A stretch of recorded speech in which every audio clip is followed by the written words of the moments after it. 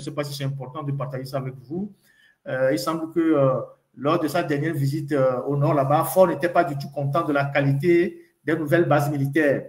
L'article date du 23 janvier 2025. Bon, je ne sais pas si vous avez besoin de... Le chef de l'État togolais a donné des consignes pour améliorer la sécurité et le confort des soldats déployés dans le nord du pays. L'état-major commandé par le général Dimini Alahare dispose de 3 mois pour se conformer à ces exigences.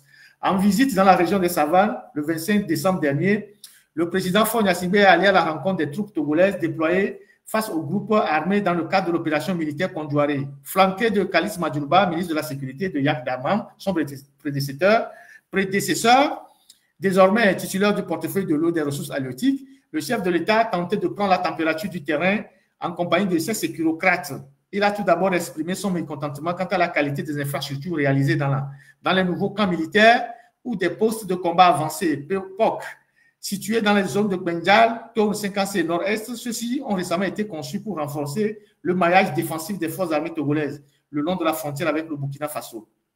L'attaque du camp de Pekpankandi, c'est l'attaque dont on dit que moi j'ai financé là, survenue en juillet dans cette zone, a révélé des protections insuffisantes au niveau du portail d'entrée.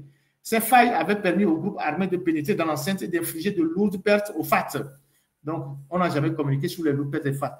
Attentif, machin, au moral, Faure Gnassingbé a également pointé du doigt la précarité des logements à l'intérieur des camps, des campements, conçus pour la plupart en forme d'apatam. Donc, là-bas, on a conçu des camps, on a fait des casernes, mais c'est des apatam qu'on a mis surmontés de toits et de tôles ondulées.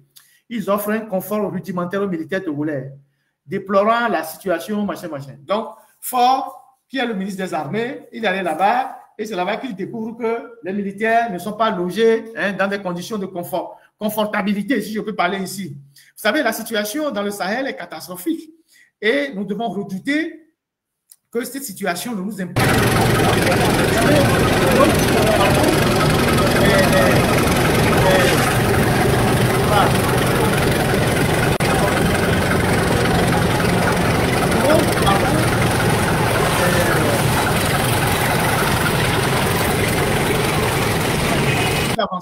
Alors, nous parlons, il y a de plus en plus de désertion dans l'armée. Les gens ne veulent pas aller au front parce que c'est de plus en plus dangereux. Il y a énormément de désertion dans l'armée. Et vous avez vu la note qui est sortie récemment du chef d'état-major qui demande à ce que les chefs corps suivent méticuleusement la trace des militaires qui quittent les rangs.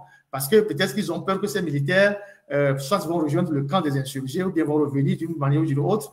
Donc, ils ont sorti une circulaire, je ne sais pas, une note pour qu'on suive ces militaires-là.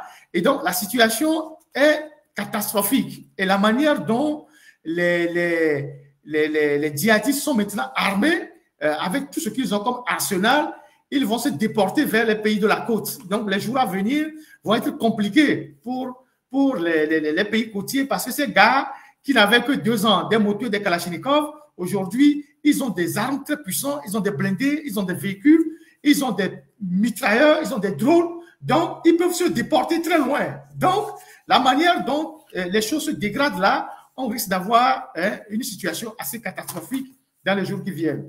Bon, prions pour notre pays, c'est ce que je peux dire. Donc, voilà la situation au niveau de Ouassel. Voilà, donc je vais passer là-dessus pour aborder maintenant mes éléments. Mes techniciens veulent